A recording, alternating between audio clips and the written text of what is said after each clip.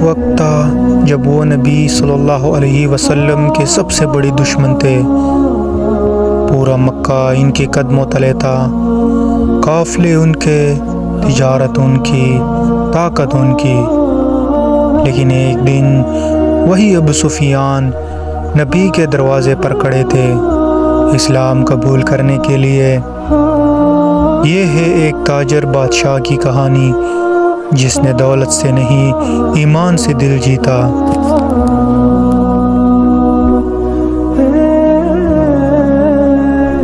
حضرت ابو سفیان بن حرب اسلام سے پہلے قریش کے سب سے طاقتور تاجر اور سیاستدان تھے۔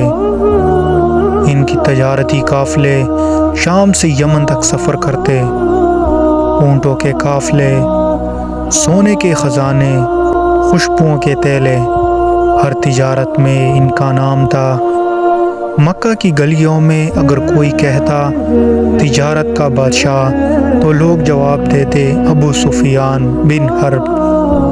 لیکن دولت کے ساتھ غرور بھی آ گیا، اور جب نبی نے اسلام کی دعوت دی ابو سفیان نے اسے خطرہ سمجھا، اپنی طاقت کے لیے، اپنے تاج کے لیے اور اپنی سلطنت کے لیے۔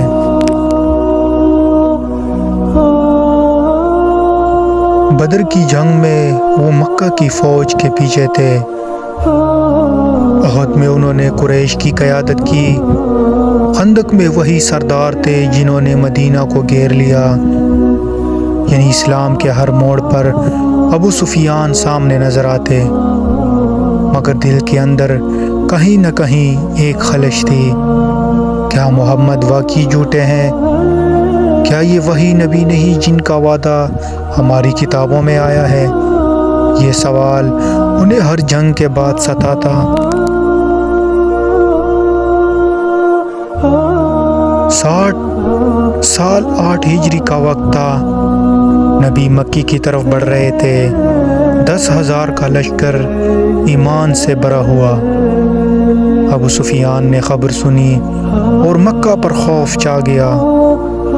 سب کہنے لگے اب تو محمد ہمیں ختم کر دیں گے۔ ابو سفیان نے سوچا میں خود جا کر دیکھتا ہوں کہ حقیقت کیا ہے۔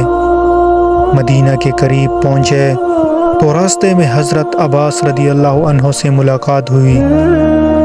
حضرت عباس فرمانے لگے آؤ میں تمہیں نبی کے پاس لے چلتا ہوں۔ رات کا وقت تھا، الاؤ جل رہے تھے، مدینے کا لشکر چمک رہا تھا اور ابو سفیان کے دل میں ہلچل تھی۔ جب نبی کے سامنے آئے تو چہرہ جھک گیا۔ آپ نے پوچھا اے ابو سفیان، کیا ابھی وقت نہیں آیا کہ تم گواہی دو کہ اللہ کے سوا کوئی معبود نہیں اور محمد اللہ کے رسول ہے؟ ابو سفیان کی آنکھوں سے آنسو بہہ نکلے۔ انہوں نے کہا اللہ کی قسم، اب مجھ پر حقیقت واضح ہو گئی ہے اور میں گواہی دیتا ہوں کہ اللہ ہی سچے ہیں اور آپ اللہ کے رسول ہیں۔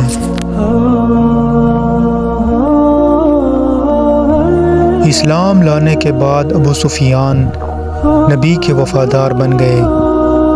فتح مکہ کے دن جب نبی فاتح بن کر مکہ میں داخل ہوئے تو فرمایا جس نے ابو سفیان کے گھر میں پناہ لی اسے امان ہے۔ یہ الفاظ ان کے لیے عزت، رحم اور محبت کی اعلیٰ مثال تھے۔